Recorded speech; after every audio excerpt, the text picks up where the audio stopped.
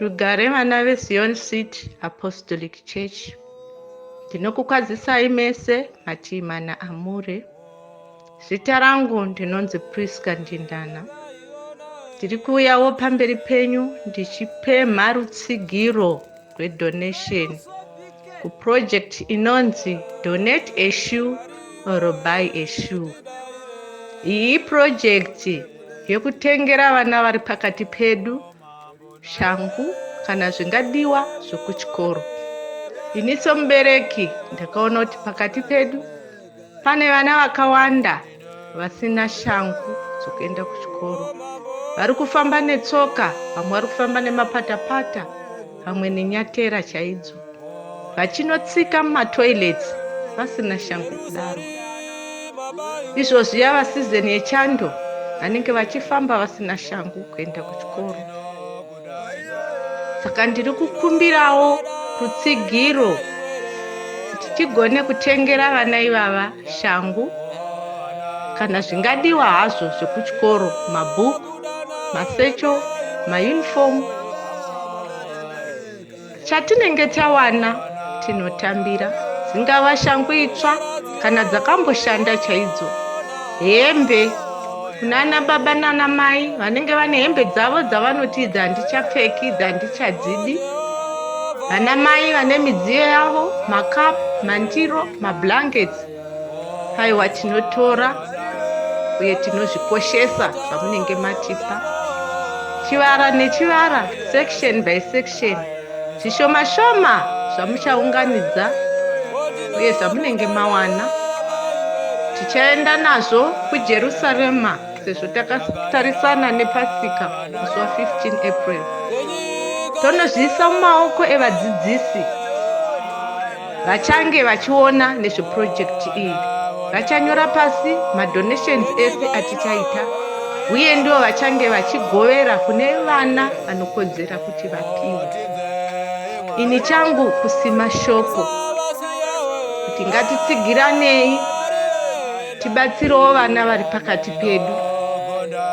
Zvasarira kwamuri muungamiri, zvasarira kwamuri mufundisi, zvasarira kwamuri muvhangeri, zvasarira kwamuri gosa, zvasarira kwamuri mairwadzano, zvasarira kwamuri chivara chese chaMwari, kuti titsigire project iyi isumuke iende mberi uye kuti ive a success.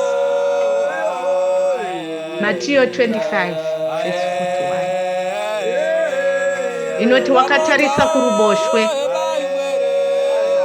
akati wakandiona ndine nzara akasandipa chokudya, ukandiona ndine nyota akasandipa chokudya, ukandiona ndisina chokufuka akasandipa chokudya. Kwai vakapindura vakati, ko takakuonai kupi naishe wangu tikasakuitira izvozvo? Kanzi mumwe wavaduku ava wamusina kuitira izvozvo makaitirei?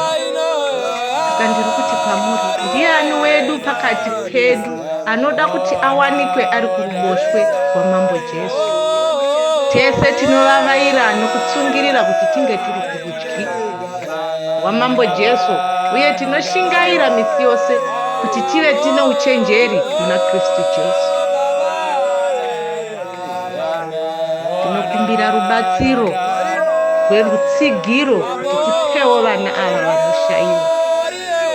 Zvinofadza sei kuti vana vatichange tichipa zvitwavo pega pega paanenge akapfeka shangu idzodzo, paanenge akapfeka zvatinenge tamupa, uchange achirumbidza zita raJesu, uchange achirumbidza ukuru hwaMwari, uye tinenge tasima mhodzi yerudo mukati make, mhodzi yaachatakura kweupenyu hwake hwese.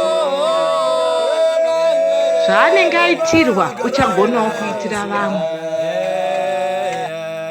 Ndinokutendai vana veZion City, ndinokutendai nokuti ndinoziva kuti muchatsigira project iyi.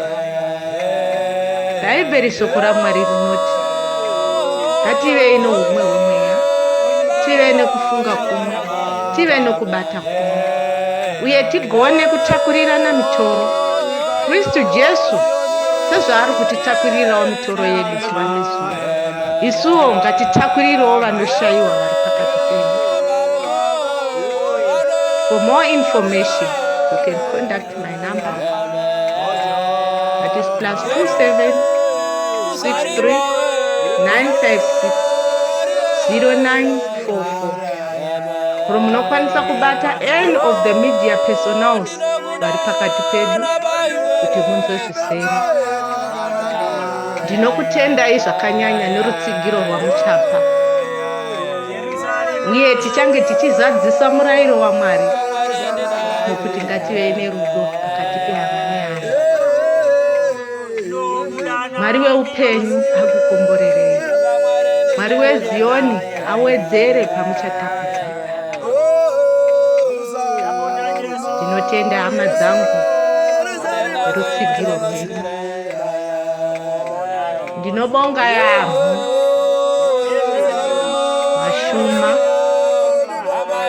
Mwari werugare atichengetedze tese tiri pachironzo chaMambo Jesu. Amen and amen.